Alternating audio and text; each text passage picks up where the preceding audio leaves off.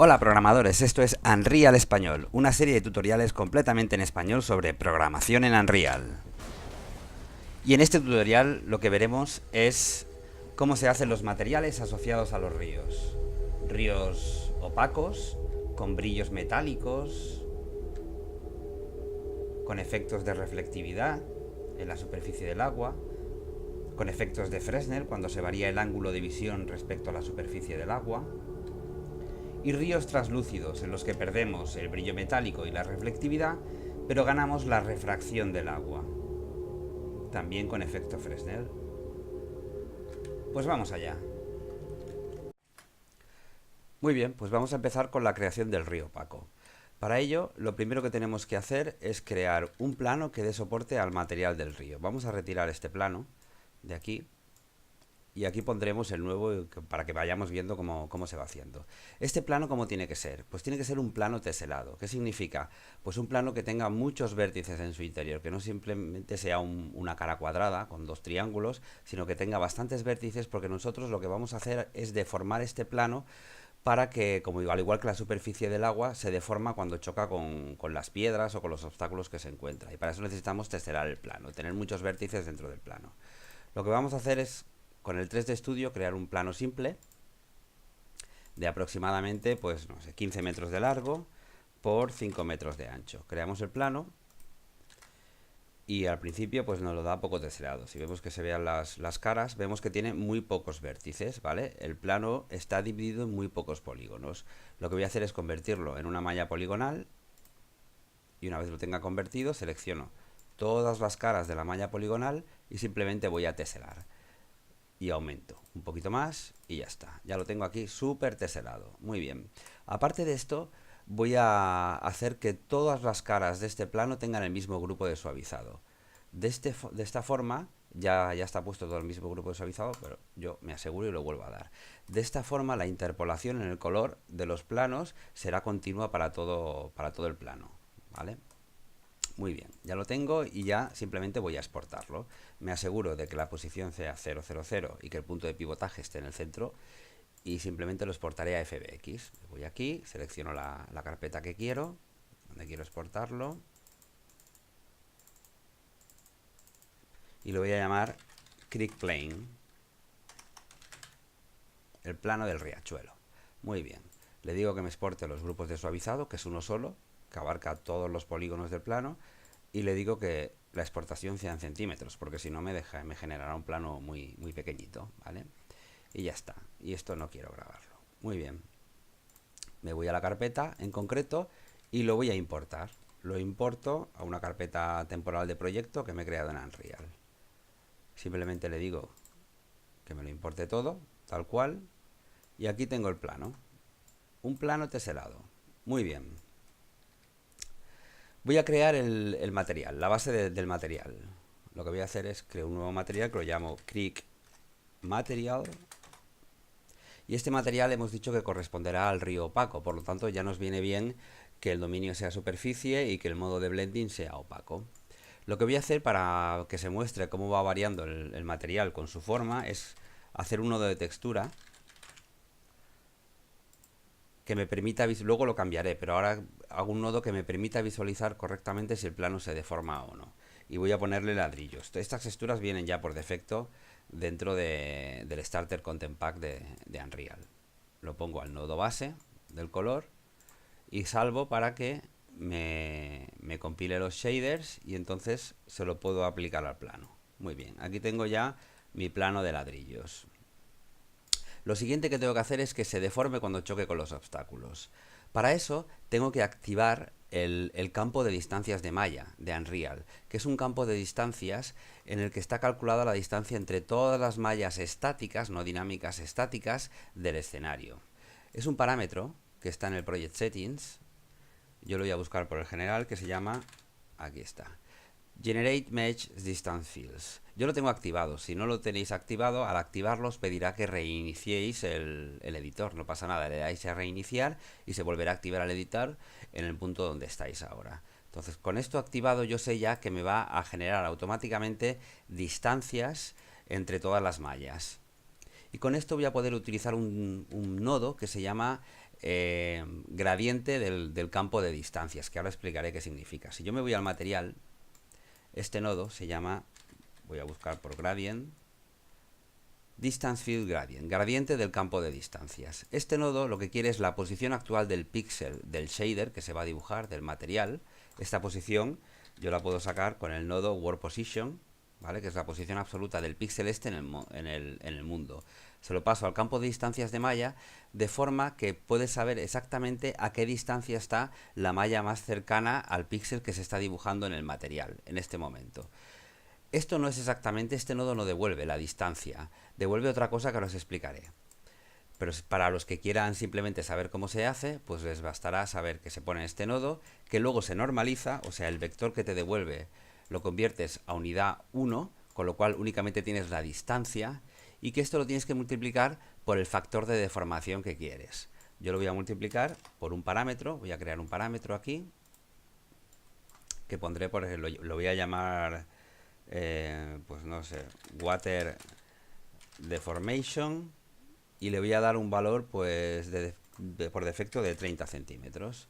Y el resultado hay que ponerlo en el World Position Offset. Con lo cual, ¿qué nos está haciendo este material?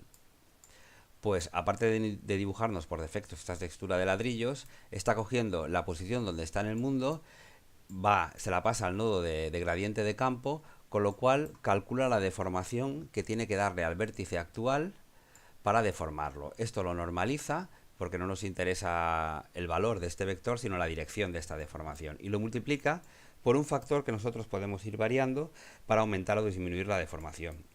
Y esto lo pasamos al World Position Offset.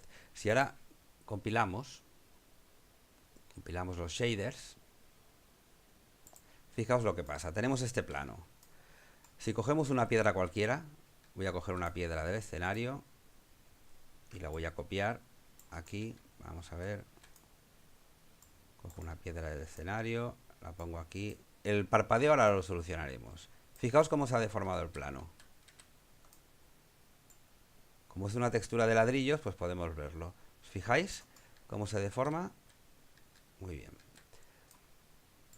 Está calculando la distancia de cada uno de los píxeles a la malla más cercana, que es la piedra, y lo deforma en consecuencia. Esto es algo parecido a lo que pasa en el agua cuando se acerca a un obstáculo. Además, si lo vemos desde arriba, veremos que la textura también, si tuviéramos una textura un poquito más detallada, veremos que también se deforma así, con lo cual simula la corriente del agua. Muy bien.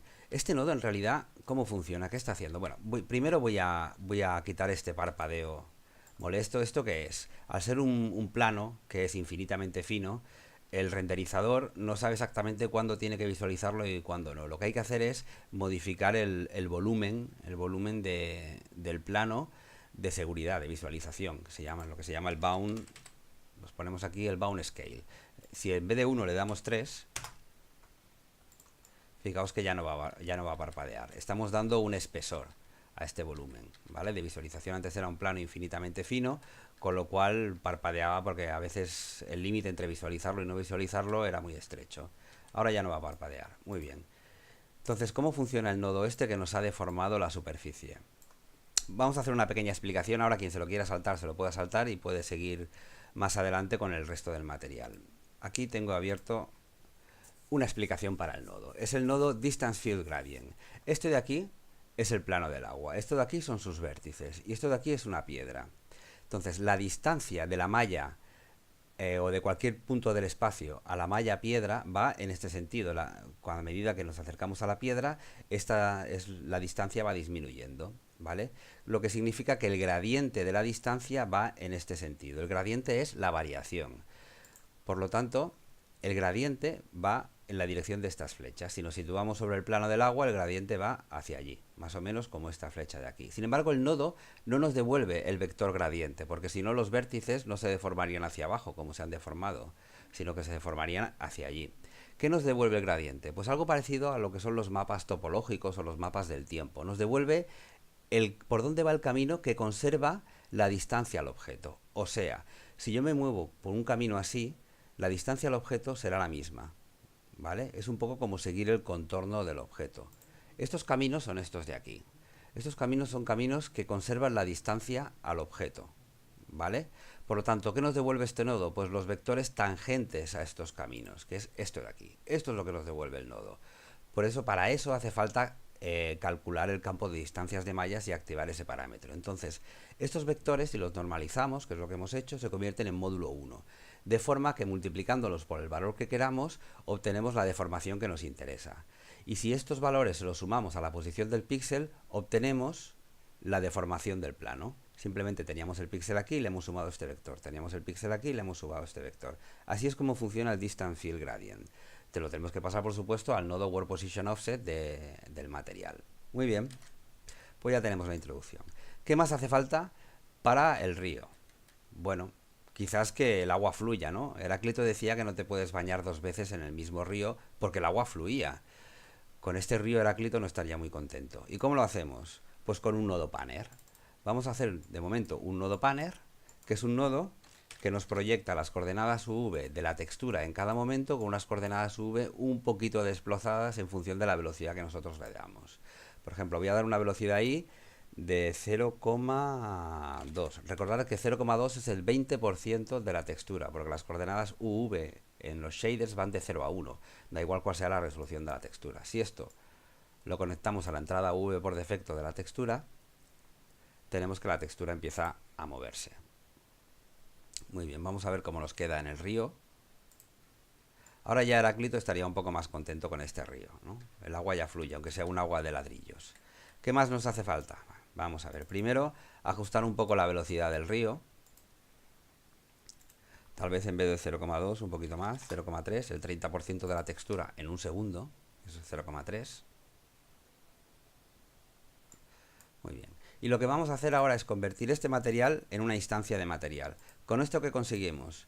Que cada vez que queramos cambiar los parámetros que nosotros hemos definido como parámetros, como el Water Deformation, no tengamos que recompilar el shader, sino que se lo pasa por defecto por parámetro al material. Aquí tenemos 30 centímetros y ponemos 40 centímetros y grabamos, pues la deformación es mayor. ¿Vale? Vemos una deformación mayor. Muy bien. Pues ya tenemos que el agua fluye y ya tenemos que el agua se deforme. No obstante, esto no parece mucha agua. Lo que vamos a hacer ahora es eliminar la textura esta de ladrillos. La vamos a quitar. Y vamos a poner una textura, o mejor, no vamos a poner ninguna textura. Vamos a quitarla. Y lo que vamos a hacer es poner un nodo de textura, pero con una textura de normales. En Unreal, en el Content Starter Pack, tenemos dos nodos de agua, que es el difuso y el de normales. Con esta textura de normales, lo que vamos a hacer es conectarla precisamente al nodo de normales para que nos calcule la iluminación correctamente cuando incide con el agua. Y además el panel lo conectaremos a las coordenadas UV para que la textura vaya variando.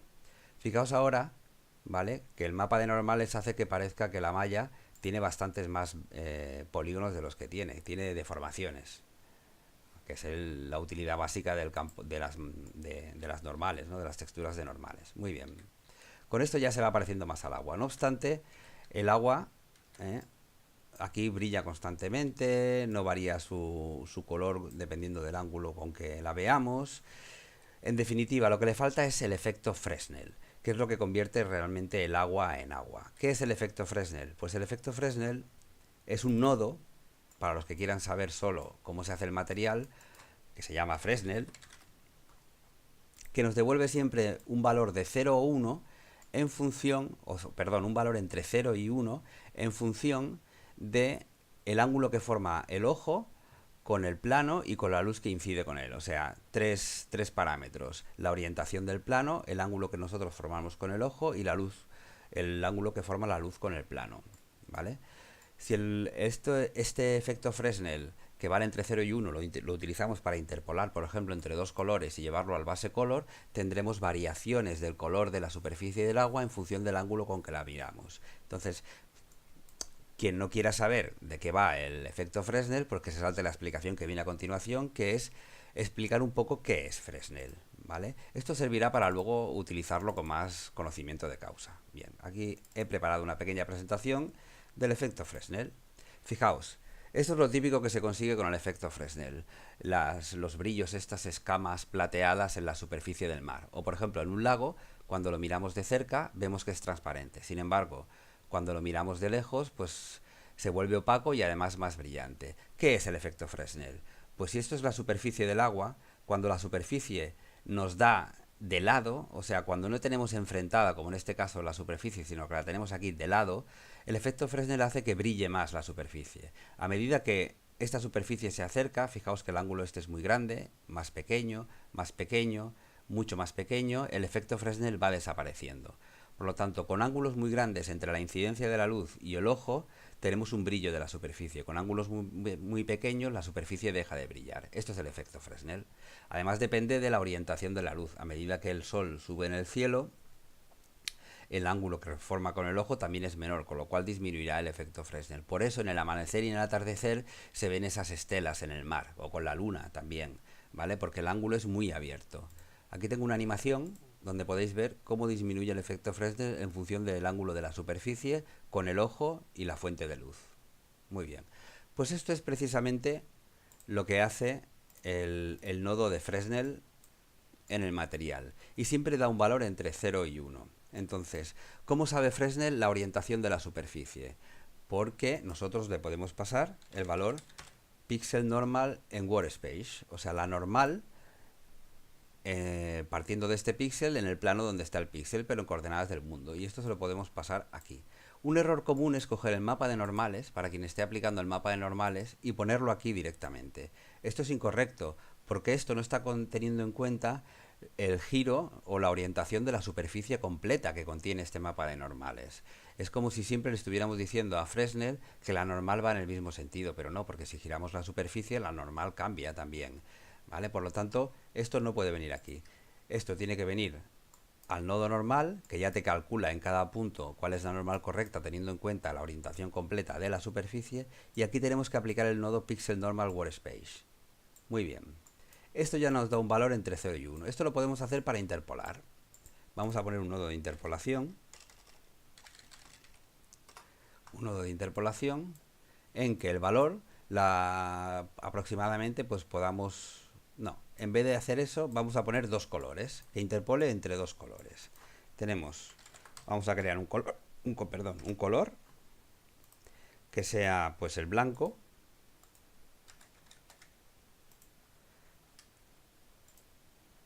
Y vamos a crear otro color que sea un tono más azulado. Más o menos, un poquito más azulado. De modo que cuando las olas creen superficies, las olas estarían representadas por el mapa de normales. Creen superficies que nos dan de lado, se generaría el brillo blanco. Cuando nos dan de frente, pues se generaría el brillo azul porque están reflejando el cielo, por ejemplo. ¿Vale? Entonces, el parámetro de Fresnel lo utilizamos como constante alfa del interpolador. Y uno lo ponemos en A y otro lo ponemos en B. Y el resultado lo llevamos al color base. Muy bien. Vamos a ver cómo nos queda. Fijaos que nos hemos equivocado porque esto parece un río de leche, básicamente. Lo que tenemos que hacer es interpolarlo justo al revés. Esto aquí y esto aquí. Esto aquí y esto aquí. Ahora el río ya es más azulado. Vamos a darle un tono azul un poquito más intenso.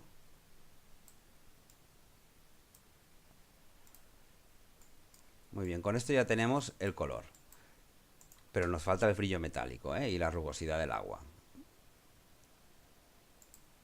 Si hacemos esto en este río, si nos ponemos así, fijaos cómo va cambiando el color en función del ángulo con que lo veamos.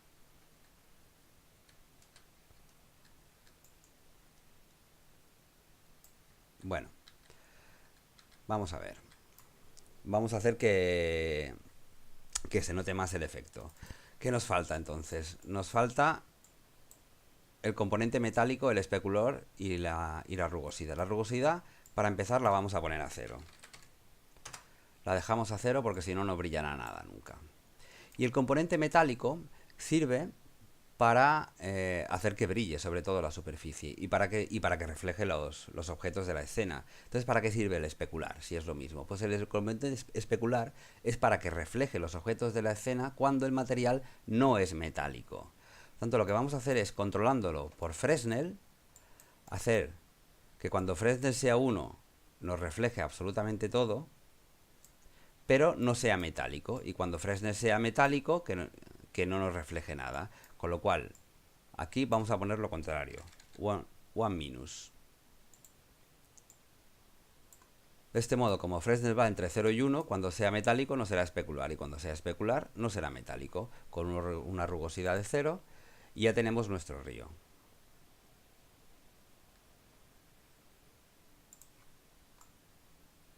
Fijaos. Aquí la deformación del agua la he exagerado bastante, ¿eh? Lo podemos meter aquí. Voy a quitar esta piedra.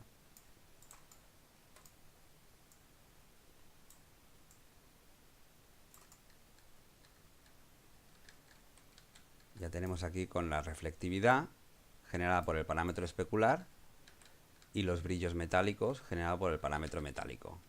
Y además tenemos el efecto de que en función del ángulo la superficie del agua cambia de color. Pues muy bien, ya tenemos el río opaco.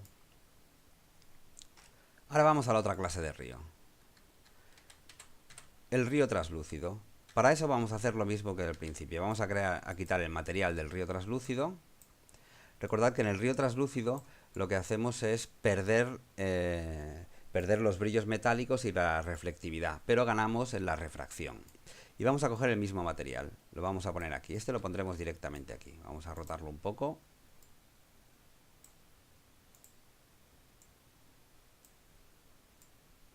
Y lo subimos aquí.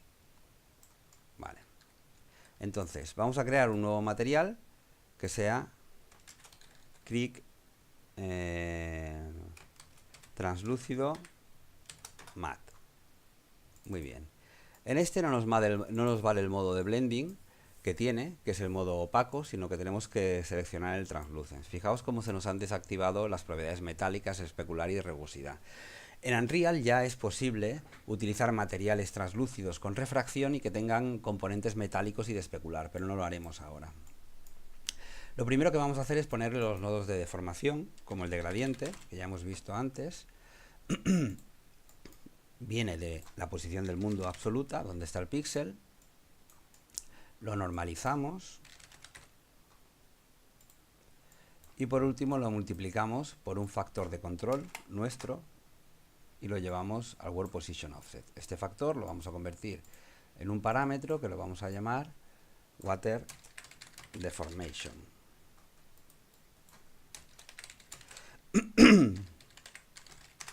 Muy bien, y aquí serán, por ejemplo, 30 centímetros. Bien, ¿qué es lo siguiente? Pues lo siguiente, que es lo que cambia con respecto al otro, es alimentar la refracción. Para la refracción podríamos darle un valor constante también, ¿no? O una textura, ¿vale? Vamos a darle una textura. El valor de la refracción del agua es aproximadamente 1,33. Lo que haremos será que la refracción en realidad dependa del coeficiente de Fresnel. Fijaos, vamos a empezar primero con una constante que sea la del agua, 1,33. Si grabamos, se compilan los shaders y vamos a aplicar el material aquí. ¿Vale? ¿Por qué se ve negro? ¿Por qué no se ve el fenómeno de refracción? Porque nos hemos olvidado de una cosa. Como el material es translúcido, tenemos que informarle la opacidad, ¿vale? La opacidad vamos a hacerla constante, también podríamos aplicar una textura y vamos a hacerla, por ejemplo, del 0,30, del 30% opaco. Volvemos a compilar y tenemos ya la opacidad del 30%. No obstante, no tiene nada que ver con este. ¿Por qué? Porque la refracción es continua. Fijaos, si nos movemos un poco sí que se nota la refracción entre aquí y aquí, por ejemplo, ¿vale? Pero al ser continua y constante, pues no tenemos el efecto de agua. ¿Cómo lo hacemos? Muy bien, venimos aquí y vamos a utilizar una textura, o mejor dicho, dos, que ya hay preconstruidas en Unreal. La primera es la de Water Diffuse, que es esta de aquí, ¿vale? Que es una textura que viene para el agua difusa. Una textura difusa, perdón. Y lo ponemos en color base.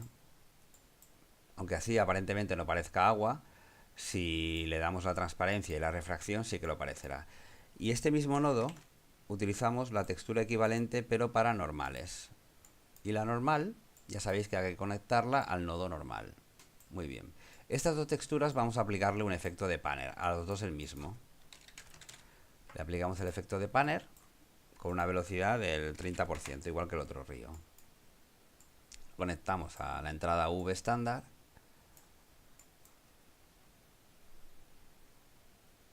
Y con esto ya tenemos la textura y las normales moviéndose. No obstante, no sigue sin ser tan realista como este, porque nos falta variar la refracción, el efecto Fresnel, etcétera, etcétera, ¿vale? Pero ya podemos ver realmente cómo la refracción afecta a cada uno de los píxeles en función del mapa de normales. Muy bien.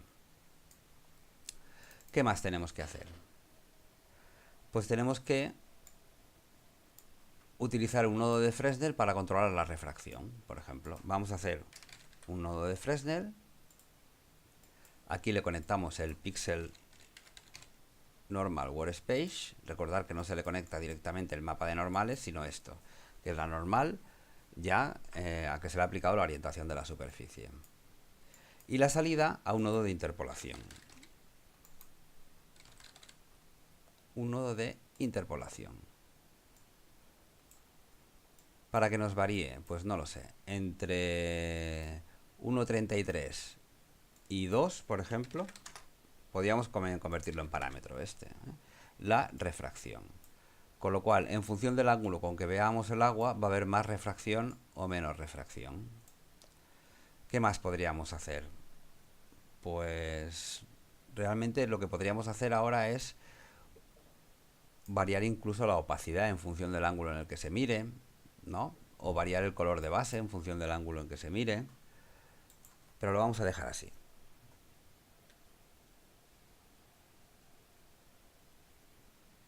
Grabamos. Y tenemos ya nuestro río prácticamente acabado. Lo que sí vemos es que este es bastante más rugoso que este. ¿Esto cómo se consigue? Pues se consigue haciendo tiling o tiling. En las coordenadas necesitamos recuperar el campo coordenadas, las coordenadas V propiamente de la textura, y hacer, por ejemplo, multiplicarlas por 2, el tiling. Con lo cual la textura donde antes se repetía una vez, ahora se repite 2 veces, tanto en la dirección U como en la dirección V.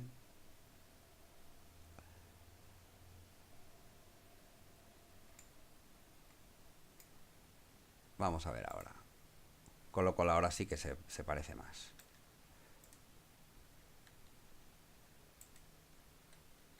Y esto es básicamente... Vamos a quitar este de aquí, para que no nos interfiera. Bueno, se puede trabajar más, ¿vale? Pero este es básicamente el principio para hacer un río translúcido. Si ahora yo digo que me ejecute desde aquí, pues aquí estoy. Muy bien, pues esto es todo. Nos vemos en el próximo tutorial.